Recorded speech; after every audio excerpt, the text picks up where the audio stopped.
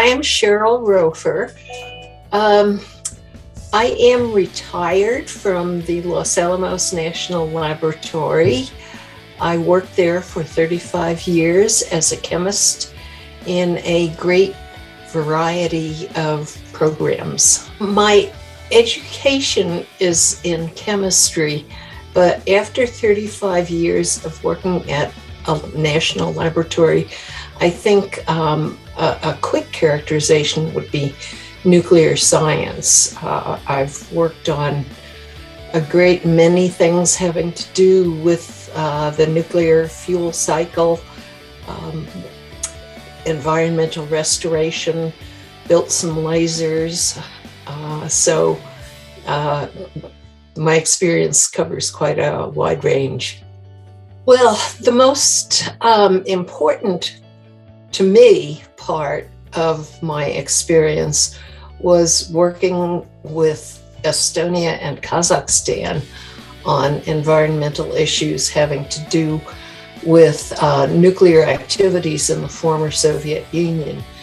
In Estonia, I worked with the government and a part government, part private organization to help clean up a former Soviet uranium processing plant, which had a giant tailings pond located right on the Baltic Sea, which could have slid into the Baltic Sea and created quite a mess, but instead it was thoroughly stabilized and cleaned up by 2009.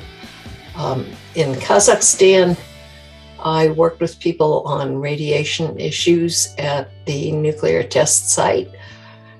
And part of that was sort of preliminary to the program that went in and cleaned up metallic plutonium that had been spread by some of the Soviet tests. And eventually 100 kilograms of metallic plutonium were recovered from the site. Oh, there's a lot of things I could give it on. Probably talk about Estonia and or Kazakhstan. When you work for a national laboratory, there are many possible areas open to you. So I did not do a lot of planning of my career. And in fact, I could argue it was somewhat haphazard. I started out in the 1960s when women were not generally accepted as scientists and ran into some difficulties in that regard. To get to the work with Estonia and Kazakhstan, I went through a number of both administrative fights and scientific investigations. But most immediately, I was managing environmental cleanups at Los Alamos. And of course, my chemistry background was actually quite relevant to that. And because of that, and because of some other lucky things that happened, I was tapped to go to Estonia and understand the issues they had with this former uranium processing site.